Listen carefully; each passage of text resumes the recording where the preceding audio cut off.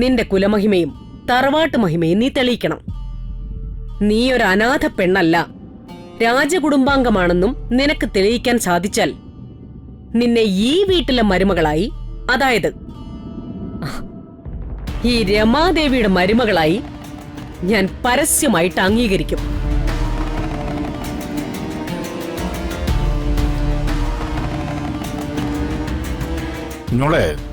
ഇതൊരു മാതിരി മാറ്റെടുത്തപ്പോ വാ മോളെ. നീലിമേ,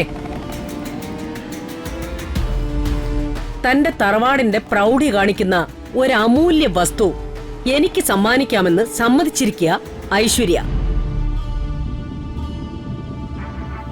മണിമാലയെ കുറിച്ചായിരിക്കും ഇവള് പറഞ്ഞത്.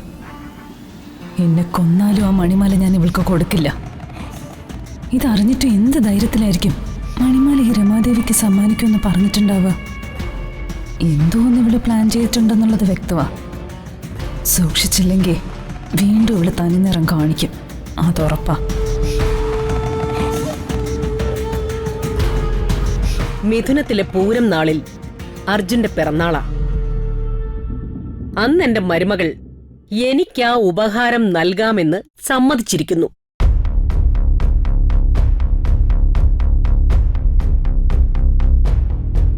ഐശ്വര്യ തന്റെ വാക്ക് പാലിച്ചാൽ ഈ രമാദേവിയും അവൾക്ക് ഞാൻ കൊടുത്ത വാക്ക് പാലിക്കും.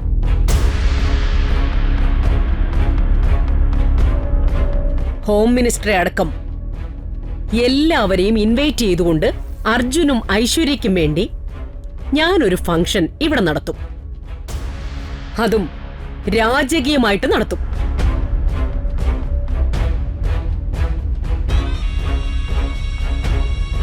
കൊള്ളാൻ രമേ, വളരെ നല്ലൊരു തീരുമാനമാണിത്. കുറച്ചുകൂടെ നേരത്തെ നടത്തേണ്ടതായിരുന്നു.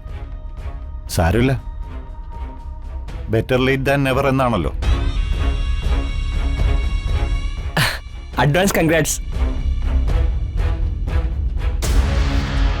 ഐശ്വര്യ വാക്ക് പാലിച്ചാൽ ഈ രമാദേവിയും വാക്ക് പാലിക്കും. ഐശ്വര്യയുടെയും അർജുന്റെയും വിവാഹത്തിന്റെ റിസപ്ഷൻ നാടൊട്ടുക്കും അറിയിച്ചുകൊണ്ട് ആർഭാടമായിട്ട് ഞാൻ നടത്തും.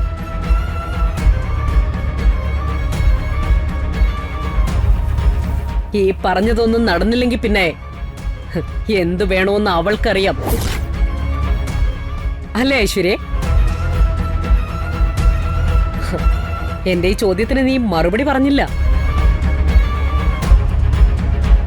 എനിക്ക് പറയാനുള്ളത് പരസ്യമായി ഞാൻ പറഞ്ഞ നിലയ്ക്ക് ഈ ചോദ്യത്തിന്റെ മറുപടിയും നീ പരസ്യമായിട്ട് പറയണം. അമ്മയോട് ഞാൻ പറഞ്ഞ കാര്യം നടന്നില്ലെങ്കിൽ പിന്നെ ഞാൻ എന്ത് ചെയ്യണമെന്ന് അമ്മ എന്നോട് പറയണം. ഒരു എതിർപ്പും കൂടാതെ ഞാൻ അതനുസരിച്ചിരിക്കും.